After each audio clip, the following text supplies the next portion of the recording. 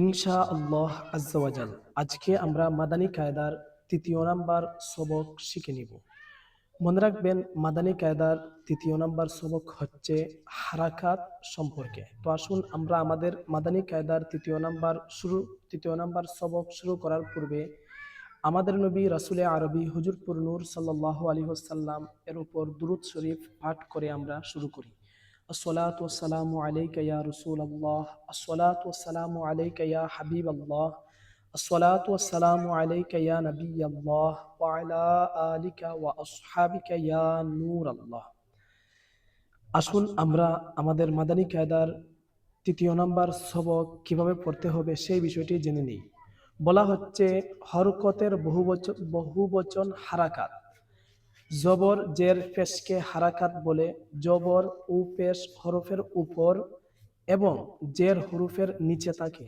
বলা হচ্ছে যে বর্ণে কোনো হরকত থাকে সেটাকে মুতাহাররাক বলা হয়।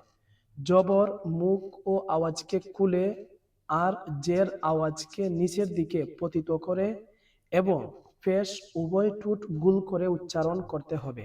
মনে রাখবেন, হারাকাতকে টান ও ধাক্কা দেয়া ব্যতীত মারুফ তথা আরবি বাচন ভঙ্গিতে স্বাভাবিকভাবে পাঠ করতে হবে। আরো মনে রাখবেন, আলিফ এর উপর কোনো হরকত বা নিচে অর্থাৎ আলিফের মধ্যে যদি কোনো কিছু আসে, যে হরকত সাকিন বা তানবিন এই ধরনের কোনো কিছু যদি আলিফের মধ্যে আসে তাহলে সেটা আলিফ থাকে না, সেটা হামজা হিসাবে পরিণত হয়।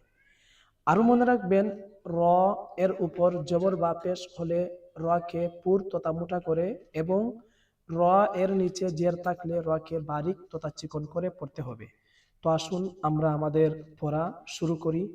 আমরা নিয়ত করি আল্লাহ এবং তার রাসূল সাল্লাল্লাহু আলাইহি ওয়াসাল্লামের সন্তুষ্টি অর্জনের নিয়তে আমরা মাদানী কায়দার ৩য় নাম্বার সবকটি ভালোভাবে শিখে নিব ইনশা আল্লাহ আজ্জা ওয়াজাল। আল্লাহ পাক আমাদেরকে শিখার তৌফিক দান করুক, আমিন। আমরা আরো নিয়ত করি আমরা এই মাদানী কায়দা শিখে কুরআনুল কারীম তিলাওয়াত করব ইনশা আল্লাহ আজ্জা ওয়াজাল। আসুন আমরা শিখে নিই। আউযু বিল্লাহি মিনাশ শাইতানির রাজীম। বিসমিল্লাহির রহমানির রহিম। হামজা জবর আ, হামজা জের ই, হামজা পেশ উ, আ ই উ।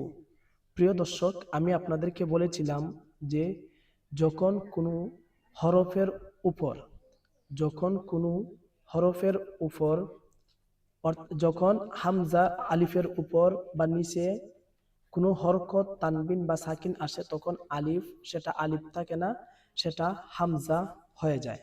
তো এই জন্য এখানের মধ্যে পড়া হচ্ছে হামজা জবর আ, হামজা জের ই, হামজা পেশ উ, আ ই উ। মনে রাখবেন, এখানের মধ্যে কোনো টান ধাক্কা দেওয়া যাবে না। আমি পূর্বেই বলেছি হারাকাতকে টান ও ধাক্কা দেয়া ব্যতীত পড়তে হবে। তারপরে হচ্ছে বা জবর বা, বা জের বি, বা পেশ বু, বা বি বু। তা জবর তা, তা জের তি, তা পেশ তু, তা তি তু। সা জবর সা, সা জের সি, সা পেশ সু, সা সি সু। জিম জবর জা, জিম জের জি, জিম পেশ জু, জা জি জু। হা জবর হা, হা জের হি, হা পেশ হু, হা হি হু। খ জবর খ, খ জের খি, খ পেশ খু, খ খি খু। দাল জবর দা, দাল জের দি, দাল পেশ দু, দা দি দু। জাল জবর জা, জাল জের জি, জাল পেশ জু, জা জি জু। তারপর হচ্ছে র জবর র, র জের রি, র পেশ রু, র রি রু।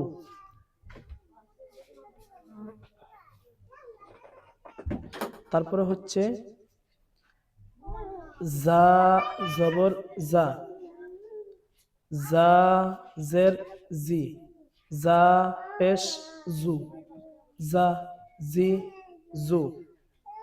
সিন জবর সা, সিন জের সি, সিন পেশ সু, সা সি সু।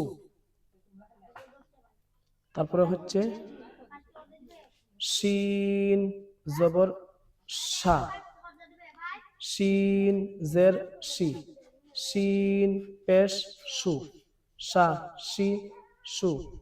সদ জবর স, সদ জের সি, সদ পেশ সু, স সি সু। দদ জবর দ, দদ জের দুই, দদ পেশ দু, দ দুই দু। ত জবর ত, ত জের তুই, ত পেশ তু, ত তুই তু। জ জবর জ, জ জের জি, জ পেশ জু, জ জি জু। আইন জবর আ, আইন জের আই, আইন পেশ উ, আ আই আউ। গইন জবর গ, গইন জের গি, গইন পেশ গু, গ গি গু। ফা জবর ফা, ফা জের ফি, ফা পেশ ফু, ফা ফি ফু। কফ জবর ক, কফ জের কি, কফ পেশ উ, ক কি উ। কাফ জবর কা, কাফ জের কি, কাফ পেশ কু, কা কি কু। লাম জবর লা, লাম জের লি, লাম পেশ লু, লা লি লু। মিম জবর মা, মিম জের মি, মিম পেশ মু, মা মি মু।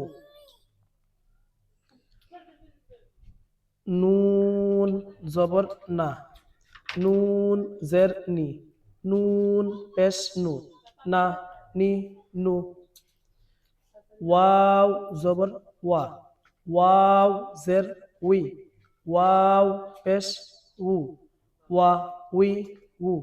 হা জবর হা, হা জের হি, হা পেশ হু, হা হি হু। হামজা জবর আ, হামজা জের ই, হামজা পেশ উ।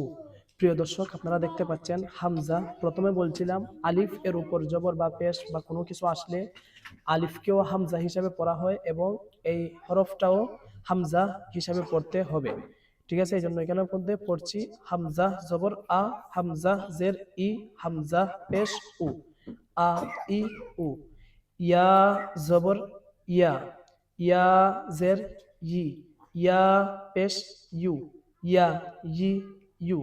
প্রিয় দর্শক, আমরা এখন মাদানী কায়দার 3য় নাম্বার সবক শেষ করতে পেরেছি। আমরা আল্লাহর কাছে শুকরিয়া আদায় করি, আল্লাহ পাক আমাদেরকে শেষ করার তৌফিক দান করছেন, আলহামদুলিল্লাহ। আপনারা যারা এই সবকটি একবার দেখে শিখতে পারছেন না, তারা এই সবকের প্রথম অংশটুকু, যেই প্রথম পড়ার যে সিস্টেমটা বলছি, সেই সিস্টেমটি কয়েকবার মনোযোগ সহকারে শ্রবণ করুন, ইনশাআল্লাহ এর দ্বারা অনেক ফায়দা হবে।